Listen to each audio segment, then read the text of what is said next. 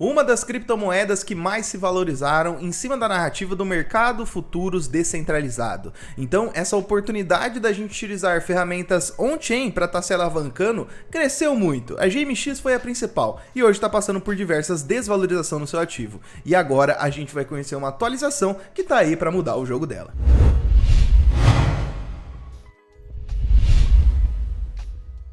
É isso mesmo, família. No vídeo de hoje a gente vai falar sobre a GMX. Como ativo, ela foi uma das que melhor se valorizou no mercado de baixa. A gente viu que em cima da narrativa de perpétuos futuros descentralizado, a GMX foi o destaque, tanto em ativo quanto plataforma. No começo desse ano, vimos alguns pontos de fragilidade e essa atualização de hoje a gente vai entender como que ela tá aí para estar solucionando. Porém, tem diversos pontos de atenção que vamos estar colocando em conjunto. E antes de mais nada, já vamos deixando o like, se inscrevendo no canal e também ativando as notificações para ficar por dentro de todo o conteúdo insalubre que sai em primeira mão. Então, primeiramente, vamos passar por GMX, porém naquele panorama geral. A gente não vai fazer aquela apresentação de slide porque a gente está passando em cima de uma atualização. E eu vou mostrar na prática para vocês aí o que a gente presenciou de mudanças que fica um pouco mais fácil. Referente a GMX, galera, para quem não conhece, ela é um dos principais ativos que ganhou destaque em cima da narrativa do mercado de futuros descentralizados. O mercado de futuros descentralizados é a oportunidade da gente aí estar operando em cima de um ativo com alavancagem. Então eu vou lá, coloco o Bitcoin para operar na alta, na valorização e consigo operar alavancado 10, 15, 30 vezes, dependendo da corretora, até 50 ou 100 vezes. Isso já é uma ferramenta do mercado tradicional, vem das corretoras centralizadas e a gente viu que tomou uma notoriedade um pouco maior, principalmente aí nesse mercado de baixa, as corretoras descentralizadas. Seriam essas mesmas ferramentas, porém no ambiente DeFi, através de um protocolo onde a gente conecta a nossa carteira e faz a alavancagem diretamente on-chain. Em dados, galera, pelo que a gente presenciou de atividade, de fato, ainda assim a preferência dos traders é operar em corretoras, devido à maior liquidez, a maior margem de segurança, e esses protocolos aí descentralizados podem ser o começo de algo muito grande que tá para vir lá na frente. Mas ainda assim, se for pegar aí a ponta da balança, claro que os operadores de mercado, os traders de verdade, optam aí por grandes corretoras, mas as descentralizadas estão crescendo muito e não é à toa que a gente tá falando dela hoje. E agora, direto na plataforma, a gente já vai conhecer aí um pouco mais sobre as diferenças. Então vamos começar primeiro falando sobre a V1.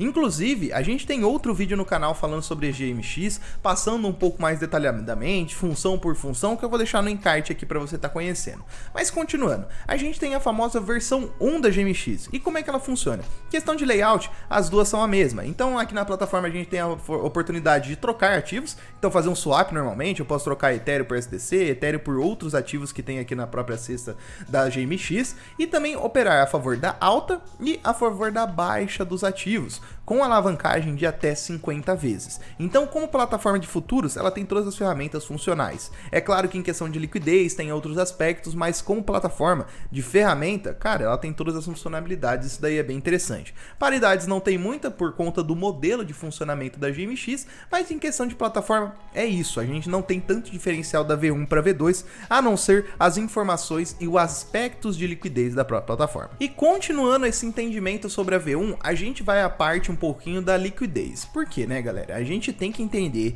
que o ambiente descentralizado, quem fornece a liquidez é muitas vezes os usuários. Grandes corretoras, quem fornece a liquidez para a galera estar operando é a própria corretora. Por isso que a gente fala corretora centralizada, tudo ela recebe as taxas e tudo mais. No ambiente descentralizado, a gente tem o bônus aí de também conseguir fornecer liquidez para a plataforma e receber rentabilidade em cima disso. Essa é aquela magia do ambiente descentralizado. Então, depois de entendido aí a magia das finanças descentralizadas, vamos para o que interessa na prática entender como é que funciona. Aqui, galera, na aba de Earn, como eu falei, são rentabilidades em cima da contribuição aí de fornecer liquidez para a plataforma.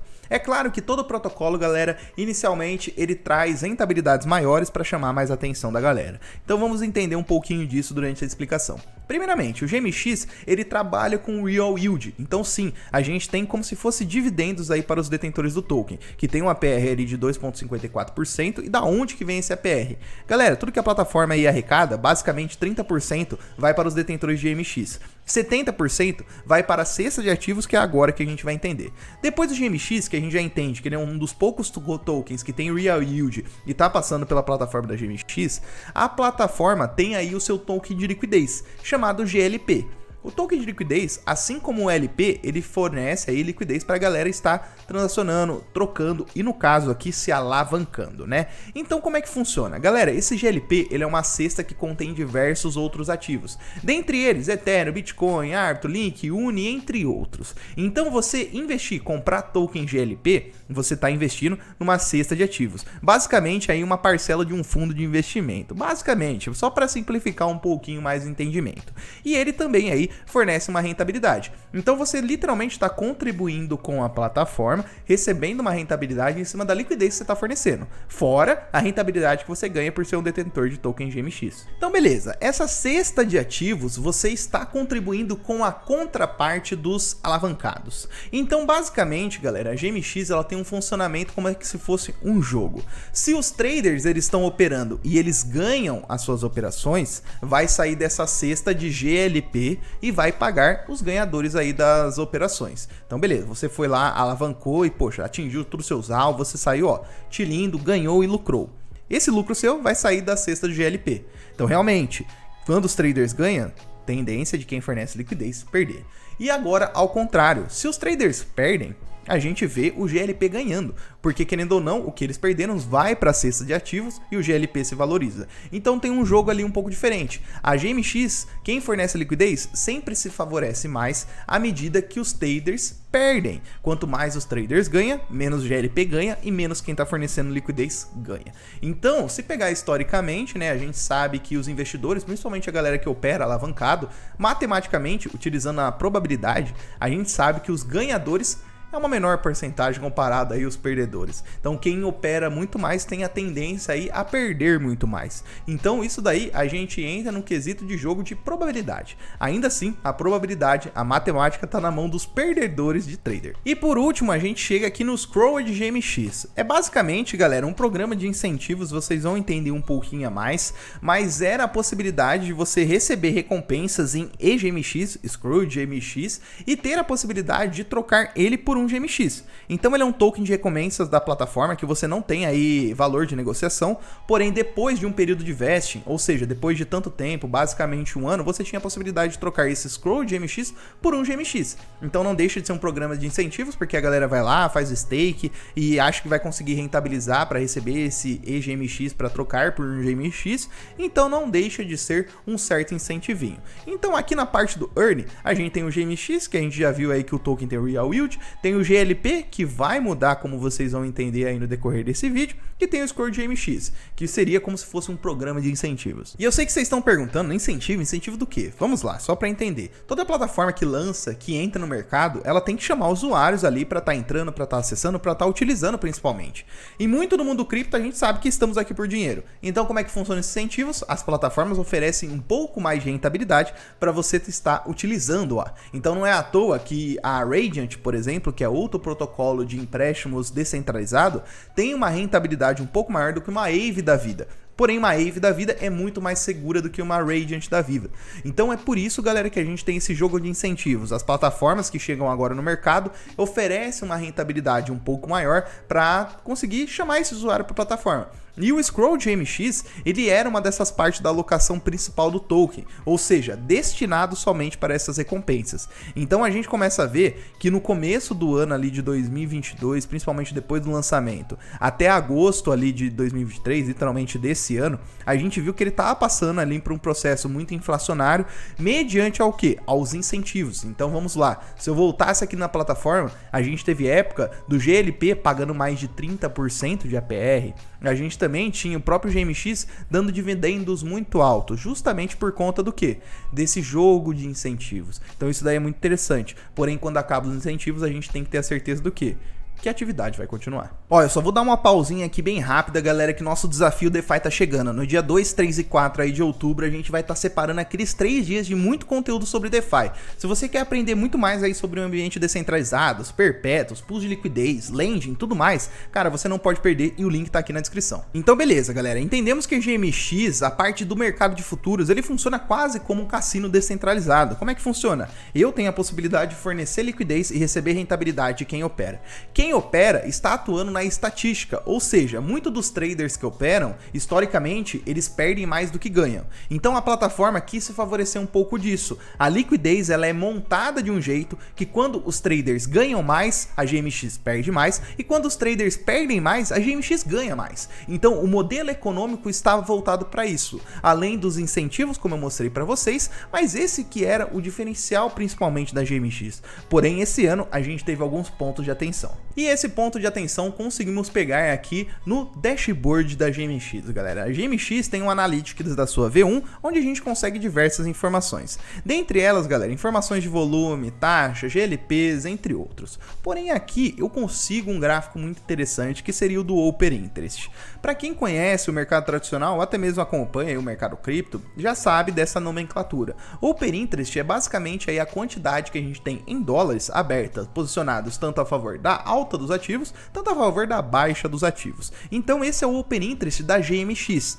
Todo o dinheiro que tem lá alavancado, operando no mercado de futuros, a gente consegue ver que se está em vermelho é porque está a favor da baixa, e se está em verde está a favor da alta. Historicamente, na GMX, a gente vê que boa parte dos traders apostam a favor da alta da GMX. Isso é um ponto peculiar, porque não quer dizer aí que você operando na GMX vai ter mais sucesso apostando na alta. Não, mas quem opera na GMX tem a peculiaridade de operar mais em long nos ativos. E pegando em consideração aquilo que eu expliquei, aquele jogo que tem na GMX, quanto mais os traders ganham, mais quem fornece liquidez perde. E quanto mais os traders perdem, quem fornece a liquidez ganha, a gente já começa a pegar um ponto de atenção no quê?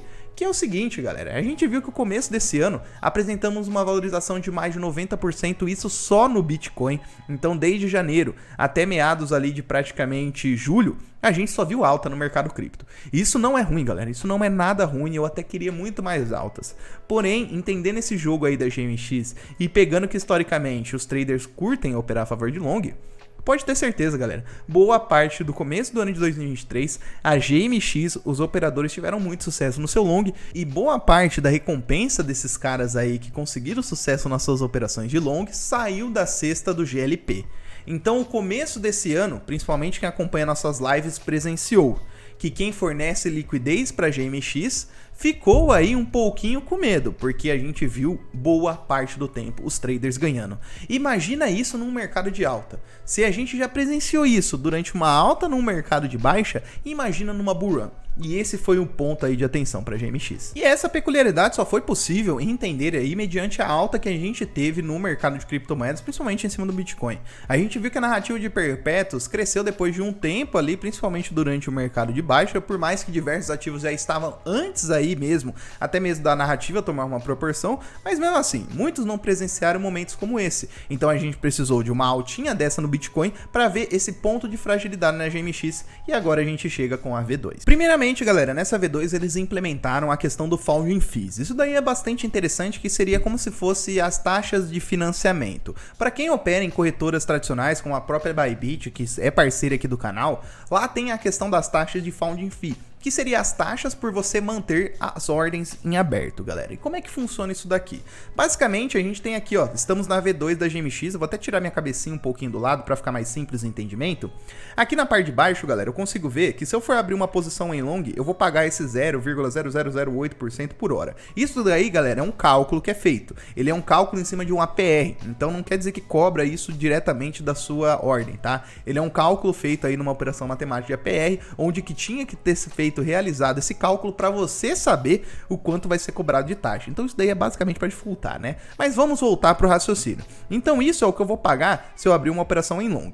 Em short, olha aqui, tá positivo isso daqui. Mas por que que tá assim? Então vamos lá, galera. Isso daqui funciona como taxa de financiamento. Voltando aqui para Analytics, e a gente vai voltar aqui para aquela parte onde eu mostro para vocês que historicamente a galera curte operar em long aí na própria GMX e a minoria curte operar em short. O que acontece? As taxas que saem da galera que tá apostando em long, ou seja, que são cobradas das operações que a galera estão alongadas, elas pagam as operações da galera de short. Então isso daí é bem interessante, porque basicamente os caras incentivam você a abrir uma posição de short, mediante que a outra contraparte está muito alavancada. Então eles cobram deles para pagar vocês. Então isso daí já minimiza um pouco o quê? Aquele risco dos traders ganhar e sair muito saldo do GLP. Então isso daí já minimizou um dos principais problemas que a gente viu no começo desse ano. Porém, é claro que a gente só vai ver se isso é efetivo com o tempo, numa próxima alta, onde os traders vão ganhar muito mais. Porque como não tinha isso na V1, né, galera, a gente tinha a possibilidade de abrir uma operação em long, pagar somente a taxa de abertura da ordem, como não ficava cobrando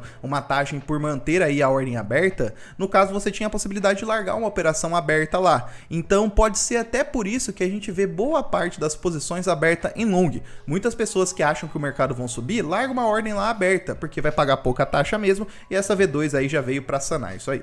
E a outra mudança que a gente tem é a questão da implementação do novo token chamado GM. A gente tinha o GLP, agora tem o GM. Como eu falei, se tudo isso mudou, o Founding mudou a questão aí do fornecimento de liquidez, consequentemente o fornecimento de liquidez mudou. Então o GLP, ele estava implementado naquele modelo da V1, do cesto de ativos, não tinha Founding Fee. Agora como mudou, a gente tem esse token GM, onde ele funciona de uma maneira um pouquinho diferente, galera. Então eu vou abrir ele aqui pra gente dar uma olhadinha, inclusive eu até peguei a página errada, vou dar um read more. Aqui ele tem a própria informação, mas eu quero ver a cesta de ativo. Então como é que funciona, galera? Eu abri aqui para dar um buy nele, e o interessante é que a gente não tem mais a cesta de ativos do GLP. Hoje, se você for comprar o GM, você pode comprar ele diretamente na contraparte, tá? Então, por exemplo, o Bitcoin ou o USDC, no caso, mas você fornece a liquidez para paridade em específico. Então, por exemplo, eu estou comprando o GM do BTC. Então, no caso aqui, eu estou fornecendo a liquidez em BTC para o GM. Então, aqui, galera, fica a paridade de BTC barra USDC. E eu estou fornecendo liquidez somente para o BTC USDC. Eu não estou fornecendo liquidez para a cesta de ativo por completo. Então, isso daí já minimiza algumas questões e dá um pouco mais de maleabilidade. Porque, por exemplo, tem a paridade lá de XRP para o cara operar. Se eu acho que os traders de XRP eles vão perder mais, consequentemente eu vou fornecer liquidez somente para o XRP. Então isso daí dá um pouco mais de flexibilidade para a galera fornecer liquidez. E outra questão, se a gente for a parte aqui do buy, onde tem o GM, já consegue ver que mudou um pouquinho do modelo aí de coletação de taxas. 63% do que os traders perder, vai tudo aí para o fornecimento de liquidez, para os GM, basicamente, e o restante vai para a tesouraria e para a própria plataforma. Antes no GLP, 70% iria para o GLP e 30% ia para o GMX. Agora no GM mudou. A gente tem 63% que vai para o GM, que seria aí para as contrapartes, para a galera aí que ganhou dos traders. E agora a gente tem aí o restante que vai para a plataforma e tesouraria. Mudou um pouco os aspectos disso daí. E outro ponto de peculiaridade para a gente dar um pouco mais de atenção é em cima desse fornecimento de liquidez. Como eu mostrei para vocês, a gente tem a possibilidade de fornecer liquidez meio que com um par específico, mas como a GMX ela tem diversos outros ativos, não são todos os ativos aí que a gente tem a oportunidade de fornecer como colateral o próprio ativo. Então, por exemplo, aqui no Ethereum USDT, o Ethereum USDC, a gente consegue ver que estamos fornecendo liquidez e a cesta entre aspas do GM é a liquidez em WETH e o USDC. Se a gente for olhar, o do Bitcoin, ele é Bitcoin USDC, ARB USDC, Link USDC. Agora um pouco mais para baixo, a gente consegue ver que tem envelopados basicamente, né? Ou não. Então vamos lá, tem WETH USDC fornecendo liquidez para XRP. Muito por conta disso, a gente dá, por conta das limitações técnicas, a gente não tem envelopado da XRP aí dentro da rede para a gente estar comprando, então por isso aí que o fornecimento de liquidez é em WETH. E como a GMX ela já tem a parceria com a Chainlink, a gente vai ver um fornecimento de feed de preço utilizando o Oráculo. Então a questão aí de preço, a gente não tem tanto problema em questão a disso. Mas para fornecer liquidez, até dá uma segurança um pouco maior, porque a gente está fornecendo liquidez ali para uma Dogecoin USD em WETH USDC. Então mudou muito dessas questões, é claro que muito disso a gente só vai ver com o tempo, mas impactou diretamente nos APR. Se o GLP a gente viu que estava fornecendo um APR baixo, a gente vê que nesse novo modelo já fornece aí APRs mais interessantes. Lembrando, né, que os APRs eles são implementados diretamente no preço, então pra gente não é importante aí basicamente o APR em específico, é mais a valorização do GM, porque a gente compra esse token específico. Mas basicamente foram essas as mudanças da V2. Então Então, para fechar aqui o entendimento, galera, vimos que a GMX, como um protocolo em cima do Perpétuos descentralizado, ela conseguiu sua notoriedade, sua posição e também a sua notoriedade em questão de robustez da plataforma. Em questão disso, é inquestionável. Porém, esse ano a gente teve um ponto de atenção que levantou muito debate em cima do modelo econômico de fornecer liquidez do próprio GLP. Então a gente viu que esse modelo, com os traders ganhando muito, como foi nesse começo de ano de 2023, cara, quem fornecia liquidez ficou com a água batendo na bunda. Então imagina numa bull run. Cara, esse modelo econômico realmente era totalmente questionável. Como assim? Eu tô aí fornecendo liquidez onde tem a possibilidade dos caras ganhar e eu perder com isso? Então realmente era muito questionável.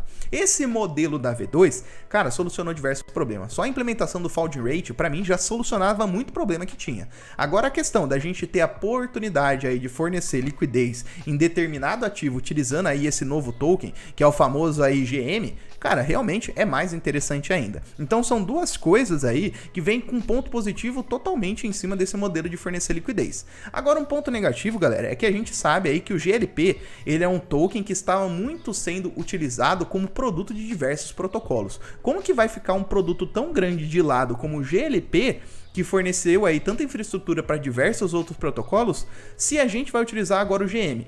Em questão de rentabilidade, a gente já viu que isso daí é muito melhor. O GLP, ele está fornecendo uma rentabilidade em APR muito baixa comparada aí ao próprio GM. E até mesmo comparada a diversos outros ativos. Você receber aí 3% de APR, enquanto lá na rede Ethereum, na ativa, você recebe 5%, cara, totalmente questionável. E não é à toa que os números da GMX estavam descendo muito. Então essa atualização vem para mudar isso. E agora com o tempo, só ele vai nos dizer se isso vai dar certo.